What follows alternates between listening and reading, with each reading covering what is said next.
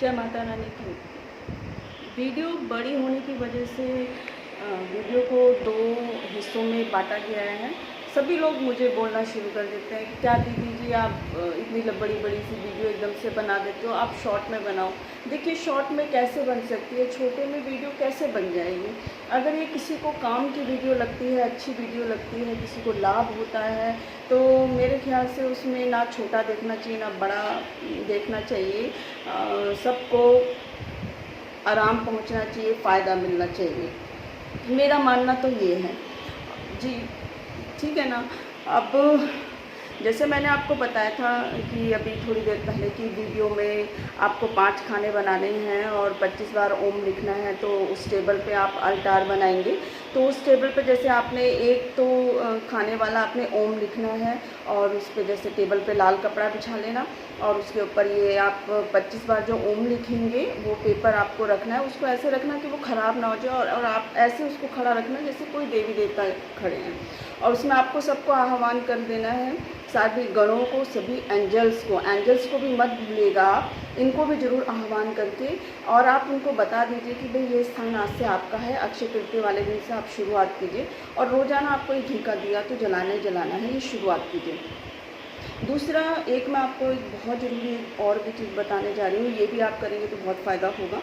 आपको एक पेपर लेना है, प्लेन पेपर लेना है और लाल स्याही तो है नहीं, लेकिन आप लाल पेन यूज़ कर सकते हैं। आप उसमें लाल पेन और 108 खाने बनाइए आप उसमें, और 108 बार उसमें आपको ओम नमः शिवाय लिखना है। उस खाने में 108 बार आपको ओम नमः शिवाय लिखना है। ओम नमः शिवाय में बहुत जादू है, बहुत बड़ा जादू है। जो इस मंत्र को मानते होंगे, जानते होंगे, वो ही बता सकते हैं। बहुत ज़बरदस्त चीज़ है और अगर आप अक्षय तृतीया वाले दिन करेंगे तो ये बहुत कई गुना आपको फलदायी देगा, देखना फल मिलेगा आपको। ये ज़रूर करिएगा आप।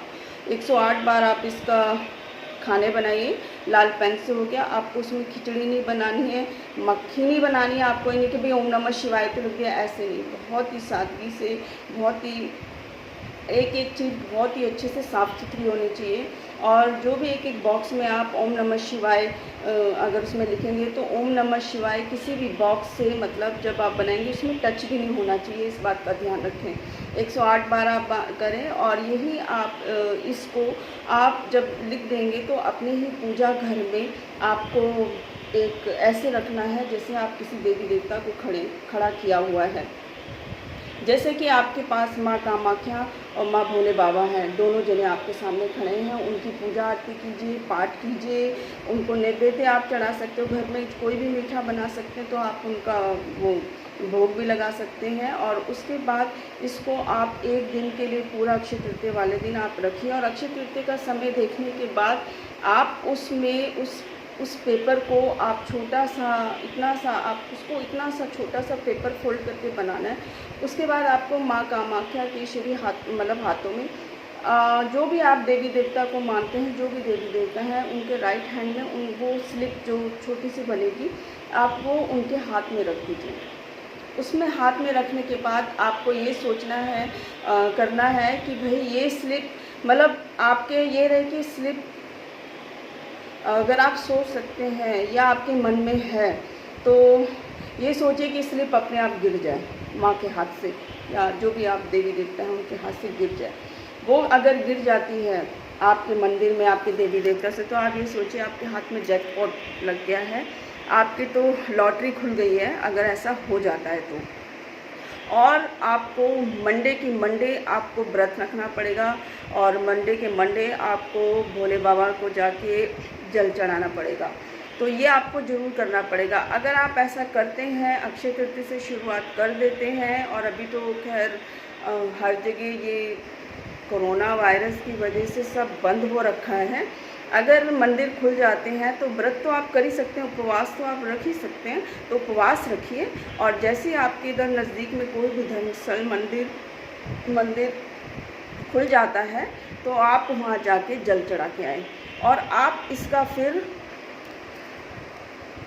फल देखना आपको क्या मिलता है।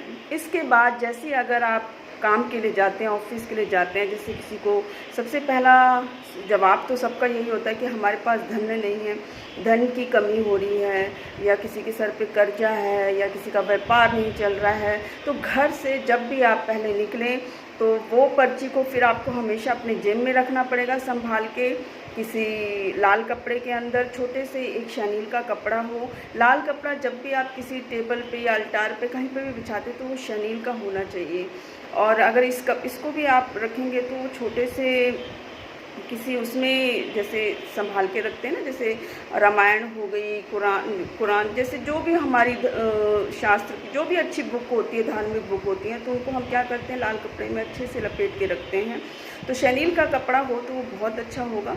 शनील के कपड़े में आप छोटी सी इतनी सी वो बना के आप उसे हमेशा जेब में रखें, और जब भी आप घर से बाहर निकलें आप उसका 108वां जो बॉक्स होता है उसमें सबसे छोटी उंगली, सीधे हाथ की वाली उंगली को आप लेके उस 108वां जो बॉक्स होता है उसमें आप टच करेंगे 9 मिनट के लिए। 9 मिनट के लिए आप ध्यान कीजिए, 9 बार आपको ओम नमः शिवाय बोलना है, और उसके बाद इस उंगली को लेके बिल्कुल सीधे अपने आज्ञा चक्र पे रखना है।